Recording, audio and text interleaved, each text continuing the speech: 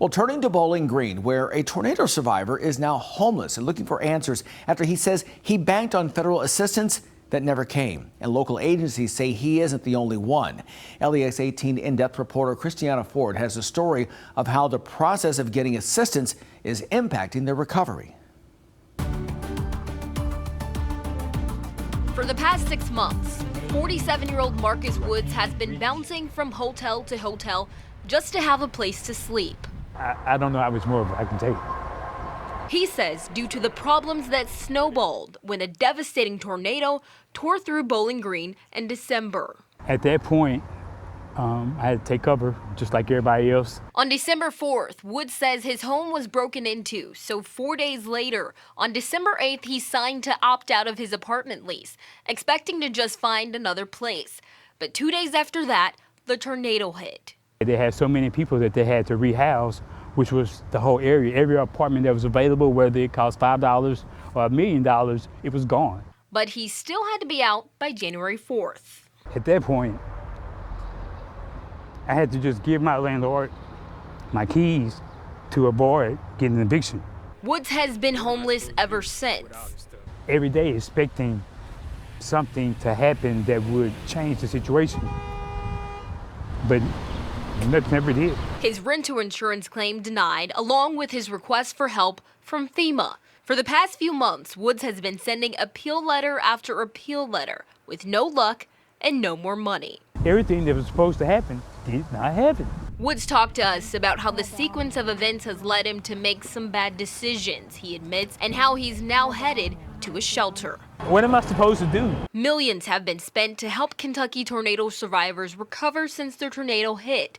Immediately, hundreds of volunteers hit shaken communities and nonprofits began mobilizing.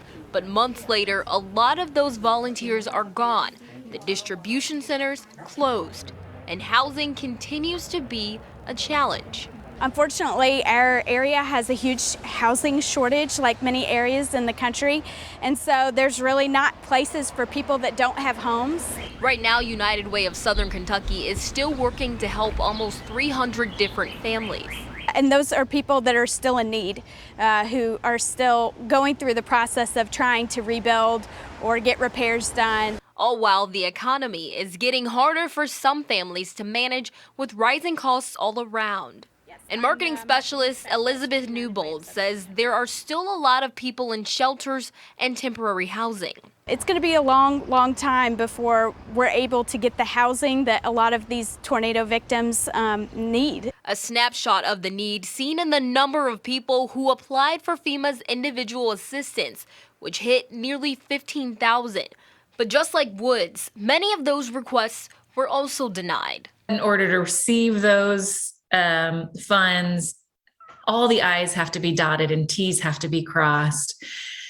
And unfortunately, these marginalized communities are most affected. Claire Bowsley is a part of a nonprofit called SBP, who helps disaster survivors with FEMA appeals for free. Survivors are left destitute, living in shelters or living in their cars, and not understanding that they just need to keep appealing and appealing and appealing and appealing.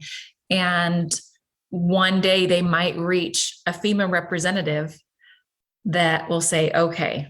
That's why the period between disaster and recovery can be and has been extremely long for some Kentucky tornado survivors, now relying on community resources like Woods to fill the gap. In Warren County, Christiana Ford, Evening Edition.